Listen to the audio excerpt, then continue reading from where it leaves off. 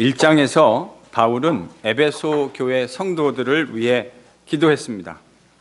하나님께서 그들에게 지혜와 계시의 영을 허락해 주셔서 그들의 마음이 밝아지고, 그래서 결국 하나님이 그들에게 주신 부르심의 소망이 무엇이고 성도들 안에 있는 하나님의 그 기업의 영광이 얼마나 풍성하시고 또 하나님의 능력이 얼마나 크신지 알 수 있게 해달라고 기도했습니다. 바울이 이야기하는 부르심의 소망, 기업의 영광의 풍성하심, 또 하나님의 능력, 이러한 개념들은 하나로 단단하게 엮여져 있는 그런 개념입니다. 그래서 저희들이 칼로 두부 자르듯이 그렇게 명확하게 탁탁 잘라지는 것이 아니다라는 것을 여러분들에게 좀 말씀드려야 할 것 같습니다. 그래서 바울은 이제 그 능력과 영광과 소망이 무엇인지 하나하나씩 설명해 가기 시작합니다. 1장 후반부에서 시편 110편을 인용해 가면서 바울은 하나님의 능력이 그리스도 안에 있는 승리의 모습으로 나타났다, 이렇게 선언했습니다. 2장 전반부에서 그 그리스도 안에 있는 승리가 곧 누구의 승리가 된다고 바울이 이야기했습니까? 우리 성도들의 승리가 된다고 이야기했습니다.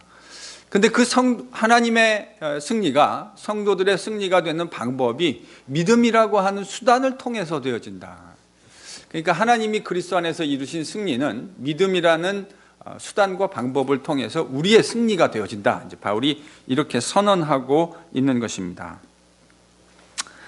그렇다면 바울이 이제 에베소 교회 성도들에게 세 가지를 기도한다 그러지 않았습니까? 뭘 알게 해달라고요? 부르심의 소망이 무엇이고 성도 안에 있는 그 기업의 영광이 얼마나 풍성하신지, 또 하나님의 능력이 어떤 것인지 알게 해달라고 기도했는데, 바울이 그거를 설명하면서 2장 10절까지 그러면 지금 저희가 이제 단어만 따면 소망과 영광과 능력 가운데 뭐만 설명한 게 되는 거죠? 능력 하나만 설명한 거예요. 그러니까 바울이 소망과 영광과 능력을 얘기해 놓고 지금까지 뭐만 설명했냐면 그 능력이 무엇인가만 설명했습니다. 하나님이 그리스도 예수 안에서 승리로 보여주신 그 능력, 또 그 승리가 어떻게 믿음을 통해서 성도들의 것이 되는가, 바울이 이제 거기까지 설명했습니다. 바울은 2장 11절로부터 시작해서 하나님께서 대적자들에게 이루신 그 승리가 얼마나 영광스러운 모습으로 역사 안에 나타나고 표현되어 있는가를 설명하기 시작합니다. 즉 2장 11절로부터 시작해서 바울은 하나님의 기업의 영광이 얼마나 풍성하신가를 이제 본격적으로 설명하기 시작합니다. 그런데요, 하나님의 기업의 영광이 얼마나 풍성한지를 이해하기 위해서는 저희들이 두 가지를 먼저 알아야 합니다. 도대체 첫 번째로 하나님의 기업이라는 게 뭐를 의미하는 것인가 하는 것을 좀 이해해야 할 필요가 있습니다. 두 번째는 하나님의 기업이라는 것이 얼마나 망가져 있는가, 그걸 알아야 그것이 얼마나 영광스러운 모습으로 회복되었는가를 알 수 있지 않겠습니까? 그래서 하나님의 기업이 도대체 무슨 말인가 하는 것과 그 이전에 그 기업이 얼마만큼 망가져 있었는가 하는 것을 저희들이 좀 생각해 볼 필요가 있습니다. 먼저 하나님의 기업이라 그랬을 때, 여러분 이 기업이라고 하는 말은 바울이 참 많이 사용하는 단어입니다. 헬라 말로는 클레로노모스라고 하는 단어인데요, 이것이 성도의 기업을 이야기할 때와 하나님의 기업을 이야기할 때 그 지칭하는 바가 조금 다릅니다. 성도들의 기업, 그럴 때는 우리가 누리게 되어질 다양한 축복들, spiritual blessing을 이야기하는 경향이 매우 강하고요, 하나님의 기업이라고 할 때 그 하나님의 기업이라는 말은 사실은 보다 큰 의미에서 모든 하나님의 피조 세계를 총칭하는 그런 의미를 담고 있습니다. 보다 구체적으로는 하나님이 지으신 피조 세계 가운데 하나님의 형상으로 만들어진 인류를 하나님의 기업이다, 바울이 이렇게 문맥 속에서 이야기하고 있는 것 같습니다. 그런데 그 인류가, 그러니까 하나님의 기업은 하나님의 형상으로 만들어진 인류를 이야기하는 건데 그 인류가 지금 형편없이 망가져 있습니다. 이것에 대해서 조금 보충 설명을 여러분들에게 해드려야 할 필요성이 보입니다.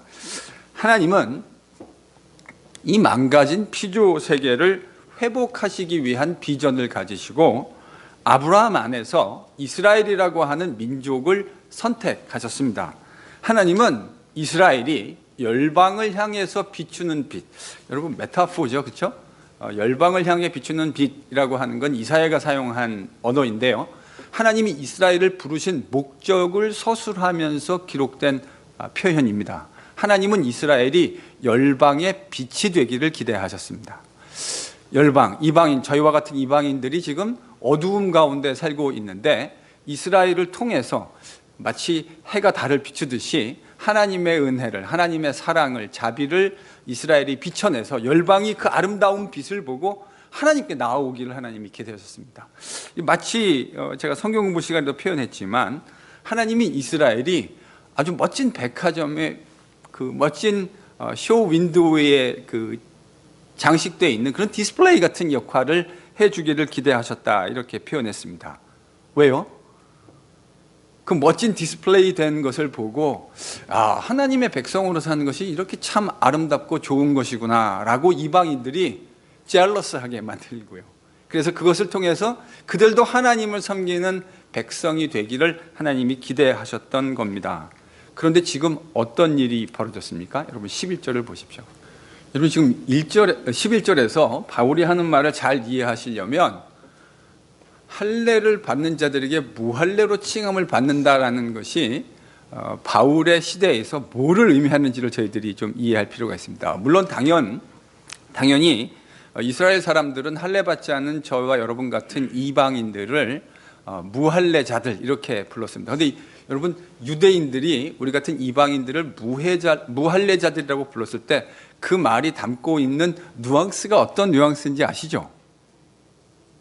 이거는 경멸의 뉘앙스입니다. 마킹하는 뉘앙스예요. 유대인들이 우리를 무할례자들이라고 불렀을 때 그거는 리스펙트의 표현과 디스팅션의 표현이 아니에요. 우리는 할례 받은 사람이고 너희들은 할례 받지 않은 사람이다라고 하는 디스팅션을 말하는 게 아니에요. 그 말은 1차적으로는 그렇게 시작되었지만 유대인들이 이방인들을 경멸하는 언어로 표현할 때 저 무할례자들 이렇게 표현했다고요. 그러니까 지금 바울이 이렇게 얘기하는 건 유대인들이 하나님이 원래 유대인들에게 기대하셨던 모습대로 잘 살고 있었다는 겁니까? 아닙니다. 그렇지 않다라는 거예요. 하나님은 유대인들이 이방인들 앞에 빛이 되기를 기대하셨습니다. 그래서 그들이 구별되어서 하나님의 율법을 지키고 말씀을 지킴으로 구별되어서 그 구별되어진 삶을 잘 살아가는 것을 보고 이방인들이 저렇게 하나님의 백성으로 사는 것이 아름답고 좋은 일이구나 라고 마음속에 선한 부러움을 만들기를 기대하셨습니다. 하나님은 그러기 위해서 이스라엘이 뭘 되기 원하셨다고요? 구별되기를 원하셨다고요. 이제 성경 공부 시간에도 수차례 말씀드렸습니다. 우리가 하나님의 백성으로 세상에게 빛이 될 수 있는 방법은 어떻게 사는 거라고 말씀드렸습니까? 하나님 백성답게 구별되어서 사는 것. 세상이 살고 있는 방식과는 달리 하나님의 백성다운 모습으로 사는 것이라고 말씀드렸습니다. 그게 구별이에요. 그런데 하나님은 이스라엘이 구별되기를 원하셨는데 이스라엘은 구별된 게 아니고요. 마치 자기들이 가지고 있는 할례라고 하는 것이 자신들의 무슨 특별한 메리트 때문에 주어진 것인 양 착각하고 하나님은 구별되라고 부탁하셨는데 그들은 그것을 자랑하고 그 자랑으로 인해서 그것을 가지고 있지 못한 사람들을 멸시하고 조롱하는 모습으로 역사 가운데 드러나게 되었다는 겁니다. 지금 바울이 정확하게 그 이야기를 하고 있는 것입니다. 하나님의 의도는 구별되어서 열방에 빛이 되라 하셨는데 이스라엘은 어리석게도 자신들의 하나님이 백성이 돼야 하는 무슨 메리트가 있는 것인 양 착각하고 그것을 자랑하고 빛이 되어야 될 사람들을 오히려 멸시하고 조롱하는 마킹하는 모습으로 역사 가운데 드러나게 됐다는 겁니다. 하나님의 의도와 정확하게 정반대의 모습으로 유대인들이 살고 있었던 거죠. 그러면 여러분 이방인들은 어떻습니까? 12절이 그 이야기를 해주고 있습니다. 12절을 같이 읽습니다. 여러분, 유대인들이 이방인들에게 빛을 비춰서 이방인들도 하나님을 섬기는 백성이 되어야 되는데 지금 유대인들이 제대로 알고 있습니까? 제대로 못했습니다. 그러니까 이방인들이 제대로 살 수 있는 가능성이 없어진 거죠. 그래서 그들은 하나님 없이, 그리스도 없이, 세상에서 약속도 없이 소망 없는 모습으로 살아가게 되었던 겁니다. 이것이 유대인과 이방인이 처한 매우 비참하고 처참한 모습이 되었던 겁니다. 하나님의 기업, 하나님의 형상으로 만들어진 인류, 유대인과 이방인 모두가 다 총체적인 난국에 직면해 있는 상황이 된 겁니다. 그런데 하나님은 이렇게 총체적 난국의 상황에 빠져 있는 유대인과 이방인, 즉 모든 인류에게 새로운 일을 행하시기 시작하셨습니다. 그것이 바로 13절에서 바울이 말하고 있는 내용입니다. 멀리 있던 너희를 그리스도 예수의 피로 유대인들과 가깝게 하셨다. 이것이 하나님이 새롭게 행하신 일입니다. 여러분, 14절과 15절을 보면 하나님이 그리스도 안에서 새롭게, 그리스도의 피로 말미암아 새롭게 행하신 일을 보다 구체적으로 왜 그렇게 하셨고 어떻게 그렇게 하셨는지를 14절과 15절이 설명해 주고 있습니다. 여러분, 14절 15절을 같이 읽습니다. 여러분, 14절을 보면 시작도 화평으로 시작했고 끝나는 것도 화평이라는 말로 끝을 맺고 있습니다. 이 화평이라고 하는 말은, 지금 번역된 화평이라는 말은 바울이 사용한 에이레네라고 하는 헬라어입니다. 근데 이 에이레네라고 하는 헬라어는 구약 성경 70인경, 그러니까 이 히브리 말을 헬라 말로 번역해 놓은 유대인의 성경 가운데 이 샬롬이라고 하는 단어를 번역할 때마다 70인경은 에이레네라고 하는 말로 번역했습니다. 영어로는 peace, 한국말로는 화평, 평화, 평강, 뭐 이런 말들로 저희들이 번역할 수 있을 것 같습니다. 그러니까 바울이 지금 에이레네라는 헬라 말을 사용했을 때에 헬라 말과 히브리 말에 능숙했을 바울의 머릿속에 히브리 말로는 무슨 단어가 떠올랐을까요? 이거 어려운 질문은 아닌데요. 샬롬, 샬롬. 사실 샬롬이란 말 저희들이 참 많이 사용하는 단어이기 때문에 굳이 이런 단어는 번역할 필요도 사실 없죠. 샬롬이라고 말했을 때 신학적으로 아주 중요한 개념입니다. 하나님께서 천지를 만드시고 모든 것이 질서가 있고 조화가 있게 샬롬을 이루는 관계였는데 인간의 불순종으로 말미암아 그 샬롬이 깨어지게 된 거죠. 하나님과 인간 사이의 샬롬이 깨어지고 그 결과 인간과 인간 사이의 샬롬이 깨어지게 된 거 아닙니까? 여러분, 창세기를 보시면 인간이 죄를 지고 난 다음에 하나님과 더 이상 샬롬의 관계에 머물러 있을 수 없었습니다. 그래서 파라다이스에서 쫓겨나게 되는 거죠. 에덴에서 쫓겨납니다. 근데 에덴에서 쫓겨난 후에 어떤 일이 인간에게 첫 번째 일어납니까? 살인입니다. 형제가 형제를, 한 부모 밑에 태어난 형제가 또 다른 형제를 죽이는 이런 비극적인, 그러니까 하나님과의 샬롬이 깨어지니까 인간 사이의 샬롬도 깨어지는 모습으로 등장하게 되어지는 겁니다. 그러니까 샬롬이라는 건 이렇게 중요한 단어예요. 그래서 저는 지금 바울이 이 2장 14절 15절을 이야기할 때 다음과 같은 생각을 하고 있지 않았을까. 그래서 이 본문을 제가 다음과 같이 한번 제 말로 번역해 봤습니다. 한번 들어보십시오. 그리스도는 우리의 샬롬이십니다. 그는 둘로 하나를 만드셨습니다. 그의 육체로 중간에 막힌 담을 무너뜨리셨고 원수되었던 것, 곧 법조문에 기록된 계명의 율법을 그의 육체로 폐하셨습니다. 이렇게 하신 이유는 자신 안에서 둘로 하나의 새로운 인류를 창조해서 샬롬을 만들어내기 위함입니다. 이게 바울이 이야기하는 바를 제가 번역한다면 전 이렇게 이 성경을 번역할 것 같아요. 다시 한번 잘 들어보십시오. 그리스도는 우리의 샬롬이십니다. 그는 둘로 하나를 만드셨습니다. 그의 육체로 중간에 막힌 담을 무너뜨리셨고 원수된 것, 곧 법조문에 기록된 계명의 율법을 그의 육체로 폐하셨습니다.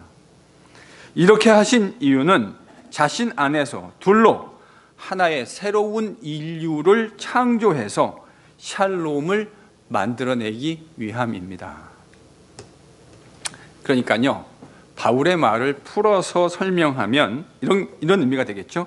그리스도는 지금 하나님과 깨어진 관계 때문에 유대인과 이방인, 즉 인류 사이에도 관계가 깨어졌는데 그 깨어진 샬롬의 관계를 다시 샬롬의 관계로 회복하셨다라는 말입니다. 어떻게 이런 일이 가능해졌다고 바울이 설명하고 있습니까? 자신의 육체로 유대인과 이방인을 갈라놓는 기능을 담당했던 그 율법을 폐하시고 그리스도 예수 안에서, 예수님 안에서 새로운 한 인류를 창조해 내심으로 이런 일을 행하셨다라고 지금 바울이 이야기하고 있는 겁니다. 그리스도 안에서 새로운 인류를 만들어 내심으로 그들 사이에 존재했던, 깨어졌던 그 샬롬의 관계를 다시 회복시키셨다. 바울이 이렇게 설명하는 거죠. 하나님은 유대인과 이방인을 하나의 인류로 해서 하나님만을 잘 섬기는 백성들을 만들고 싶으셨습니다. 그런데 그 일에서 매우 중요한 역할을 감당해야 되는 것이 누구죠? 유대인입니다. 유대인이 그 일을 감당해 주길 하나님 기대하셨는데 유대인은 하나님이 가지고 계셨던 그 계획을 완전히 망쳐버렸습니다. 조금 메스업한 게 아니라 완전히 totally 메스업 시켜버렸어요. 그래서 하나님은 유대인들이 유대인의 율법, 즉 하나님이 주신 율법 말씀을 지킴으로 구별되어지고 그들이 구별되어진 모습을 통해 그 아름다운 모습들을 이방인들이 바라보고 와, 하나님 백성으로 사는 것이 참 아름답고 좋은 일이구나 라고 생각하길 기대하셨는데 구별되기는커녕 마치 자신에게 그런 하나님 백성이 되는 어떤 이유가 있는 것으로 착각하고 그것을 자랑하고 이방인들을 멸시해 버렸습니다. 그 결과 유대인들은 말할 것도 없고 하나님의 뜻과는 정반대로 이방인들은 세상 속에서 아무런 소망도 없이 하나님 없이 약속 없이 그렇게 파멸의 길로 걸어가고 있었다는 겁니다. 그런데 하나님이 이 같은 상황을 버려두지 않으시고 예수 그리스도 안에서 새로운 인류를 창조하시고 그를 믿는 모든 사람을 유대인이나 이방인이나 관계없이 남자나 여자나 관계없이 종이나 자유자나 관계없이 모두가 다 그리스도 안에서 새롭게 회복되어지는 인류, 바로 그 깨어졌던 샬롬의 관계를 회복시키셨다는 겁니다. 여러분, 이것이 바울이 이야기하는 승리의 복음이고 영광의 복음입니다. 믿으실 수 있는 은혜가 있기를 바랍니다. 이 관계 회복을 통해 하나님의 그 영광이, 하나님이 창조시에 만들어서 모두가 조화롭게 샬롬을 누리며 살 때 원래 만끽했어야 할 그 아름다운 영광이 이제 그리스도 예수 안에서 새로운 창조물 가운데 새롭게 시작되었다는 겁니다. 그것이 바로 하나님의 기업의 영광의 풍요로움입니다. 바울이 하나님의 기업의 영광의 풍요로움을 얘기할 때 그것은 다름 아닌 하나님이 창조하신 우리와 같은 인간들 사이에 회복되어진 샬롬의 관계가 아름답게 회복되어지는 그 모습, 그것을 바울은 영광의 풍요로움이다 이렇게 표현했습니다. 바울은요, 이 이야기를 17절에서 또 다음과 같은 모습으로 서술합니다. 여러분 17절을 한번 읽어보실까요? 여기도 보면 똑같은 어구가 지금 또 반복되죠. 평안을 전하고 평안을 전하고. 개역 개정은 이것을 평안을 전했다라고 번역했는데요. 제가 의미가 조금 약한 것 같아요. 그래서 이렇게 저는 또 17절을 번역하고 싶습니다. 한번 들어보십시오. 그는, 그리스도를 말합니다. 그는 오셔서 멀리 있던 너희와 가까이 있는 자들에게 각각 샬롬의 복음을 전하셨습니다. 뭘 전하셨다고요? 샬롬의 복음을. 바울의 워딩을 잘 생각해 보십시오. 바울이 지금 복음을 그냥 복음이라고 말하지 않고 무슨 복음이라고 말했죠? 샬롬의 복음. 여러분, 우리가 영어나 한국말에서 영어, 유러피안 랭귀지가 특별히 그렇죠. 이렇게 소유격이나 연결되어질 때 무엇에 무엇 이런 식으로 연결되어질 때 종종 앞에 있는 등장하는 것은 그 뒤에 등장하는 것의 퀄리티를 설명하는 경우가 참 많습니다. 영어도 그런 경우가 되게 많죠. 한국말도 그런 경우가 참 많습니다. 가령 저희들이 진리의 복음 이렇게 표현할 때 소유격을 사용하잖아요. 진리의 복음. 그러면 여러분, 진리의 복음이란 말의 의미가 뭐죠? 복음이 가지고 있는 그 퀄리티가 어떤 퀄리티를 가지고 있다는 거죠? 진리라고 하는 퀄리티를 가지고 있다는 겁니다. 지금 바울이 샬롬의 복음이라고 얘기했어요. 그러면 바울이 생각하는 사고 속에서 여러분, 복음이라고 하는 것은 무슨 퀄리티를 반드시 가지고 있다는 겁니까? 샬롬. 복음을 전했는데 샬롬이 일어나지 않는 건 그건 여러분 복음이 아닙니다. 복음을 전하는 곳에는 샬롬의 퀄리티가 열매로 맺혀야 되는 거예요. 그래서 바울이 그리스도께서 오셔서 멀리 있는 너희들과 가까이 있는 유대인들에게 뭘 전하셨다고요? 바로 그 샬롬의 복음을 전하셨다. 이렇게 이야기하고 있는 것입니다.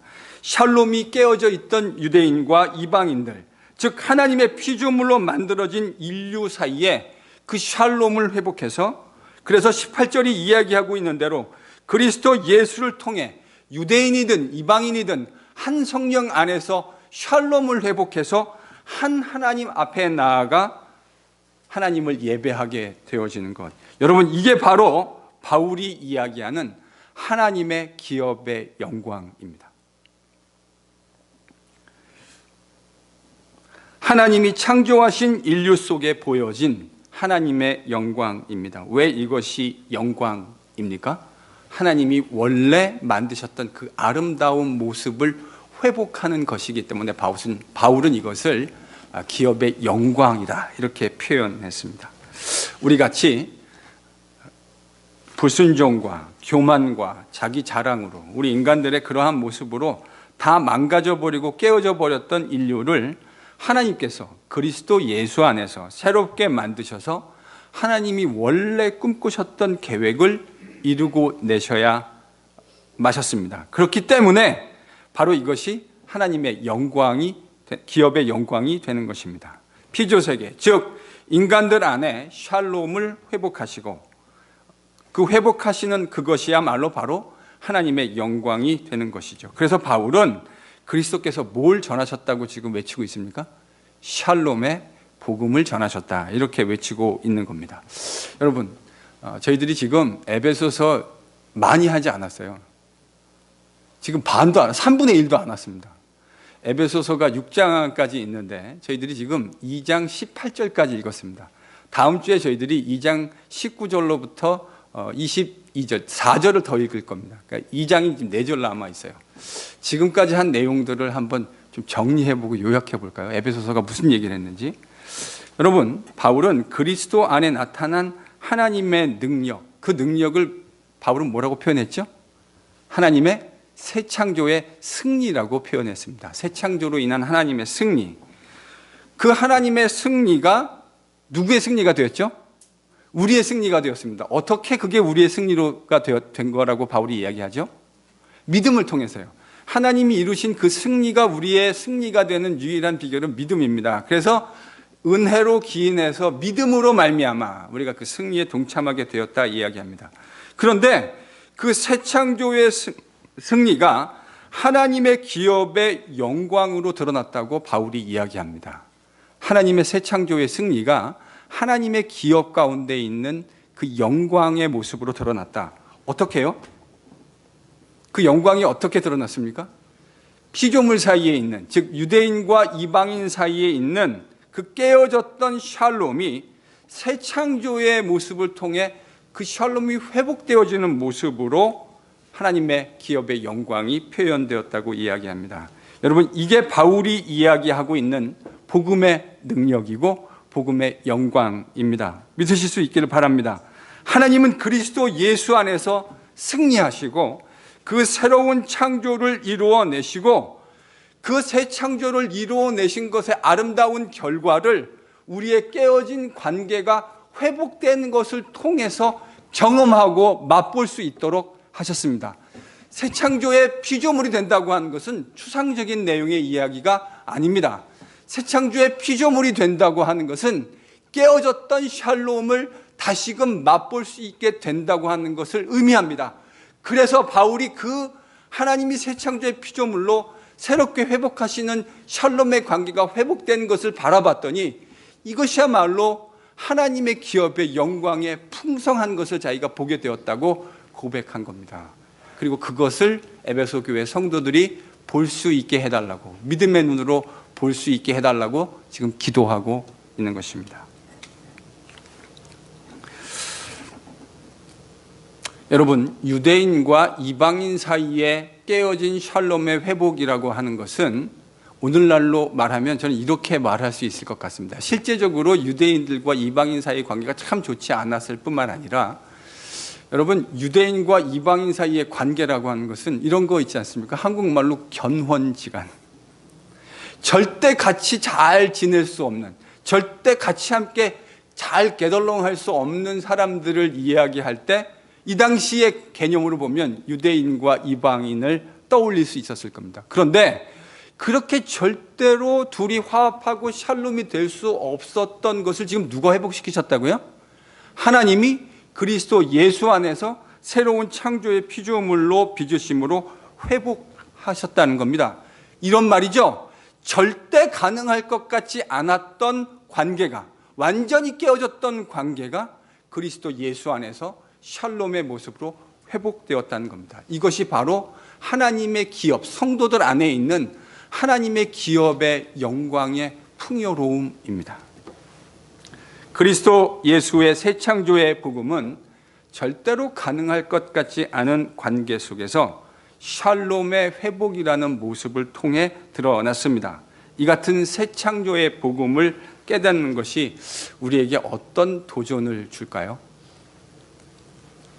하나님은 첫 번째 사람 아담을 따라서 분열과 대립의 역사를 살아가며 샬롬을 잃고 살 수밖에 없었던 우리를 친히 찾아오셨습니다. 그리고 마지막 아담이신 그리스도 예수 안에서 샬롬과 일치를 누리는 새로운 피조물로서의 삶을 살아갈 수 있는 영광을 허락해 주셨습니다.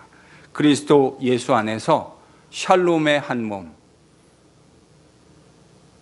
유대인이든 헬라인이든 흑인이든 백인이든 우리 같은 유색인종이든 관계없이 그리스도 예수를 믿는다라고 하는 딱 한 가지 크라이테리온에 의해서 새로운 창조의 피조물이 되어지고 하나님을 섬기고 예배하는 완전히 새로운 인류, 하나님이 그것을 만드신 겁니다. 이것이 저와 여러분이 누리고 있는 정체성이며 하나님의 기업이 누리는 영광입니다.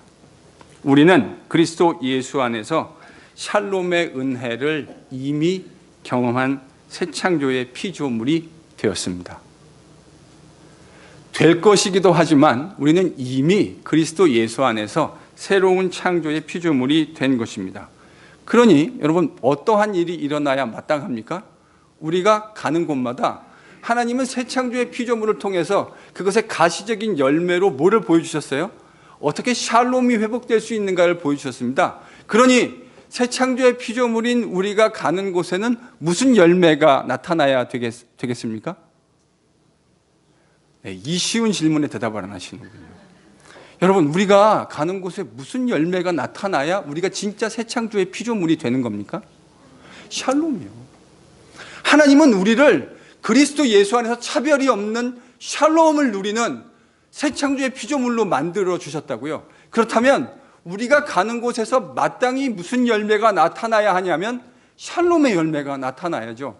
분열이 있는 곳에 내가 가게 되어지면, 새 창조의 그리스도 예수를 믿는 내가 가게 되어지면 어떤 일들이 시작되어야 합니까? 대답을 안 하시면 제가 그냥 끝까지 한번 해보겠습니다. 여러분, 우리가 새 창조의 피조물이라고요. 그러면 내가 가는 곳에서는 어떤 일들이 일어나야 합니까? 비록 그곳에 분열이 있었고 어려움이 있었고 힘든 일들을 겪어갔지만, 한 번에 다 되는 것은 아니지만 하나님이 행하시는 그 힐링 프로세스들이 진행되어져서 마침내는 그리스도 안에서 우리가 누리게 되어질 진정한 의미의 샬롬을 경험하게 되어야 되는 거 아닙니까? 여러분, 지금 그게 바울이 이야기하는 성도 안에 있는 하나님의 기업의 영광이 얼마나 풍성한 것인지 너희들이 알기를 원한다라고 말했을 때 바울이 의도했던 바입니다. 여러분, 이런 거에 붙들리면 교회가 강력해집니다. 마이너한 일에 붙들리지 않고요, 메이저한 일들, 저희들이 붙들어야 할 에센스에 붙들리기 시작하면 교회는 강력해지기 시작합니다. 여러분, 교회가 강력해지는 다른 길이 아닙니다. 하나님이 원하셨던 바로 그 모습대로 살아가게 되어질 때 여러분, 그게 교회의 능력이고 교회의 실력이 되는 줄로 믿습니다. 단순히 우리의 잘못을 묵인해주고 눈 감아주고 봉합하는 차원의 이야기를 하는 것이 아닙니다. 그리스도 예수 안에 새 창조의 피조물 답게 그리스도 안에서 진실한 샬롬을 이뤄낼 수 있는 귀한 은혜가 우리 모두에게 있기를 바랍니다. 무엇보다 먼저 그리스도 예수 안에서 하나님과 샬롬하십시오. 저는 그게 제일 중요한 것이라고 생각합니다. 하나님과 샬롬을 누리지 못하는데 인간들 사이에 샬롬을 누릴 수 있다고요? 여러분, 절대 그런 법은 없습니다. 창세기를 보십시오. 인간들의 샬롬이 깨어진 이유가 뭐였습니까? 하나님과의 샬롬이 깨어졌기 때문에 인간 사이의 샬롬이 깨어진 겁니다. 그럼 역으로 뒤집어 생각해 볼까요? 우리 사이에 만약에 샬롬의 관계가 깨어져 있다면 그것은 뭐가 깨져 있다고 하는 것에 대한 반증이 되겠습니까? 하나님과의 관계가 깨어져 있다는 것에 대한 반증입니다. 저는 핑계할 수 없을 것이라고 생각합니다. 우리가 아무리 많은 이야기를 핑계로 들어댈 수는 있겠지만 본질은 변하지 않습니다. 우리의 관계의 깨어짐은 우리가 하나님과의 관계 안에 깨어짐의 반향일 수밖에 없습니다. 그래서 여러분, 무엇보다 그리스도 예수 안에서 하나님과 샬롬의 관계를 먼저 잘 회복하실 수 있는 은혜가 있기를 바랍니다. 제 경험상, 그리고 제가 주변에 있는 성도들의 경험상 그 관계를 잘 먼저 회복해야 주변에 있는 관계를 회복할 수 있게 되어집니다. 그러니까 옆에 있는 분에게 이렇게 한번 권면해 주십시오. 자, 이렇게 권면해 주세요. 주님과 샬롬의 은혜를 풍성하게 누리십시오. 장로님, 저를 보고 하시면 안 되죠. 저 뒤에 우리 이해숙 집사님 계시는데, 아니, 저 보고 하세요. 장로님만 하세요. 주님과 샬롬의 은혜를 풍성히 누리십시오. 아니. 절 보지 말고 저 이해숙 집사님 보시면. 예. 주님과 샬롬의 은혜를 풍성히 누리게 되어지면 여러분, 한 번에 잘 되지 않을 수 있습니다. 우리가 어린아이가 아니지 않습니까? 그 상처나 또 깨어진 관계라는 것이 한꺼번에 잘 되지 않는 거 잘 알고 있습니다. 그러나 주님과의 관계가 회복되어지기 시작하면 그것은 반드시 열매로 우리 주변에 있는 형제들 사이의 관계의 회복으로 드러나야 합니다. 여러분, 핑계를 대지 않았으면 좋겠어요. 우리가 이것에 대해서 이것은 뭐가 어때서 그렇고 뭐가 어때서 그렇고가 아니고요. 장로님, 대답은 뭐죠? 장로님이 하나님과의 관계의 샬롬을 잘 회복하지 않았기 때문입니다. 여러분, 핑계할 수 없습니다. 어느 누구도 핑계할 수 없습니다. 그것이 원인이 됐기 때문에 그런 일들이 일어나는 거예요. 그러니까 여러분, 우리가 샬롬의 그 축복을 누리려면 어떤 은혜를 잘 받아야 돼요? 하나님과 누리는 그 샬롬을 매일같이 잘 경험해야 됩니다. 여러분, 하나님과 샬롬의 은혜를 누리면요, 마음이 부들부들해집니다. 강팍하고 단단했던 마음이 바늘 하나 통과될 것 같지 않던 마음들이 하나님과의 샬롬의 은혜를 경험하면요, 부드러워지기 시작합니다. 그리고 관대해지기 시작합니다. 틀림없습니다. 제가 겪어봤던 수많은 하나님의 사람들, 하나님과의 샬롬을 경험하는 사람들의 삶 속에 나타나는 열매는 부드러움의 열매로 나타나게 되어집니다. 여러분이 단단하시면 잘 생각해 보셔야 돼요. 내 마음이 딱딱해져 있는 상태가 돼 있으면 잘 생각해 보셔야 합니다. 내가 하나님과의 샬롬을 오늘도 누리고 있는가? 저는 여러분들이 주님과의 샬롬의 은혜를 잘 누리실 수 있기를 바랍니다. 또한 아울러 여러분이 사랑하고 있는 여러분의 사랑하는 가족들과 샬롬의 관계를 누리실 수 있기를 바랍니다. 남편은 아이들과, 남편은 아이들이 아니죠. 남편은 아내와, 아내는 남편과, 그리고 아버지와 어머니는 자녀들과, 자녀들은 부모님들과 샬롬의 관계를 잘 누리실 수 있는 은혜가 있기를 바랍니다. 그리고요, 교회 공동체 안에 그리스도 예수의 피로 한 몸을 이루고 한 형제가 된 주의 공동체의 귀한 형제들을 여러분 귀하게 보시고 그들과 귀한 샬롬의 은혜를 누리실 수 있기를 간절히 축원합니다. 옆에 있는 분들에게 또 한 번 말씀해 주십시오. 모든 관계 속에서 샬롬을 누리시길 기도합니다. 선별적인 관계가 아닙니다.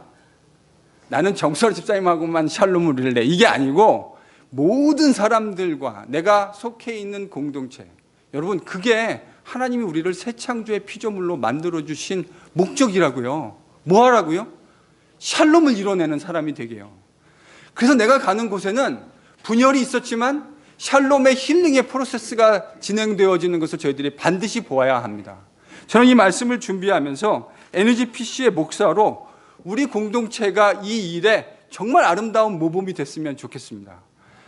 어떤 상처를 가지고 있는 사람이 교회를 오더라도 그 상처들이 힐링되어지는 프로세스를 경험하게 되어지는 것. 여러분, 우리는 완벽하지 않기 때문에 살다 보면 상처도 주고 상처도 받게 되어집니다. 아니, 세상에 상처 주고 싶어서 상처 주는 그런 고약한 사람이 몇 명이나 되겠습니까? 우리는 상처 주고 싶지 않아요. 그런데 우리의 그 못난 모습들이 수많은 상처들을 만들어낼 수밖에 없게 되어지는 겁니다. 그런데 그대로 머물러 있으면 안 돼요. 저는 교회 공동체는 거기서 샬롬의 회복이 무엇인지를 이야기해 줄 수 있는 곳이 되어야 된다고 생각합니다. 여러분, 그게 교회 아닙니까? 소그룹을 저희들이 준비하고 있습니다. 소그룹 안에서 우리의 깨어진 모습들이 회복되어지는 샬롬의 은혜를 경험하는 일들이 일어나야 된다고 생각합니다. 저는 이 말씀을 준비하며 하나님께 그렇게 기도했습니다. 하나님, 우리 교회 공동체가, 우리 소그룹 동산의 공동체가 바로 그러한 주님이 그리스도 예수 안에서 새롭게 만드신 새 창조의 피조물로서 바로 그 아름다운 샬롬, 그 기업의 영광이 얼마나 풍성하신 것인지를 다른 사람들의 말로 책으로가 아니라 우리의 삶 속에서 경험하는 그런 공동체가 되게 해주십시오 라고 주님께 간절히 기도했습니다. 그러면요, 세상 속에서 깨어짐 속에 있는 많은 사람들이 그 그리스도의 복음에, 그 힐링의 샬롬의 복음에 매료되게 될 겁니다.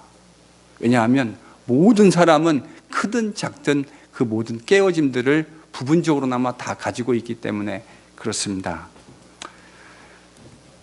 비록 우리가 부족함을 여전히 가지고 있겠지만 세상 속에서 하나님이 말씀하시는 샬롬을 우리의 삶 가운데 이야기할 수 있는, 제3자의 언어가 아니라 내 삶의 언어로 이야기할 수 있는 귀한 축복이 있기를 바랍니다. 우리가 그런 샬롬의 은혜를 누리고 지역 사회와 세상 속에서 진정한 샬롬의 복음을 증거하는 아름다운 NGPC가 다 될 수 있기를 예수 그리스도의 이름으로 간절히 축원합니다. 기도하겠습니다.